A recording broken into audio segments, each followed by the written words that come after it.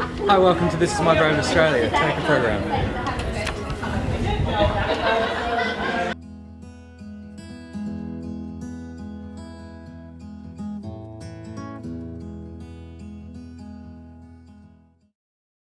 Good evening everyone, and welcome to the first Perth show for This Is My Brain Australia. We would like to acknowledge the traditional landowners, the Noongar people on which we meet tonight, and pay respects to the elders past, present and future. A lot of the time when you talk to people in the general public, particularly if they haven't lived through an experience to do with mental health issues or struggles, they associate mental health with mental disorder or mental illness. And I've often reflected that's really just one side. And when we phrase it in that way, when mental health means mental illness just in itself, in some ways we forget that our mental life actually includes every sensation, every experience, everything positive, negative, and all the bland stuff in between, you know, that's neither positive nor negative. You know, it's entangled with that. It's part of what makes us human. And as years went by, I saw people of African descent experiencing mental health. But I know from where I come from that mental health is caused by evil spirits. Someone has cast a spell on you, or you're unfortunate.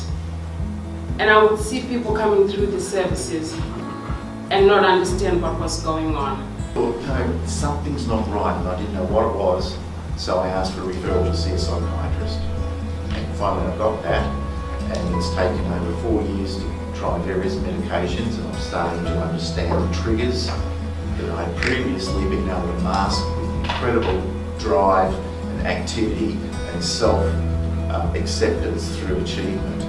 When all those things are gone, I was faced with this raw human being that was vulnerable.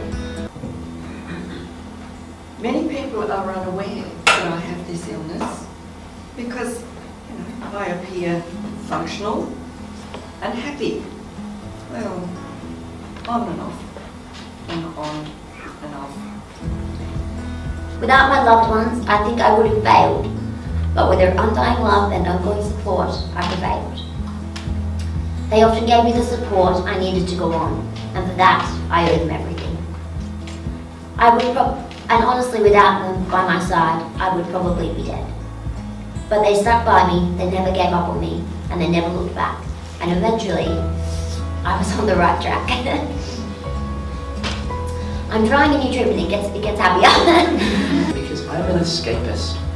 I played video games, and that was the only time I was happy. I was playing online games, so I still had to pretend I had a connection. And we fought things, and we solved problems that we could solve, that were within our grasp. Because a dragon is way easier than depression, especially when you've got 24 mates with you. I really got stuck into the drugs because I thought I could find a belonging for friends just to hang out with, and just to be with the group, and just to be with a team to hang out, to know that I can be there with them and go and do all these sorts of things. And you know, really at the end of the day, that wasn't really friends, so I sort of committed myself to be strong and brave and to walk out in faith, to know that I can do other things in life. The comforting aspect is being able to say, hey, this is an actual thing. It actually exists. I'm not totally bonkers, and it's going to be hard, but it's manageable and it's not a life sentence. I didn't realise that I suffered from depression until much later in my life. Thinking back, it could have been when I had after my first heart surgery at 11 months old. But then it could have also started in my teenage years after my second surgery.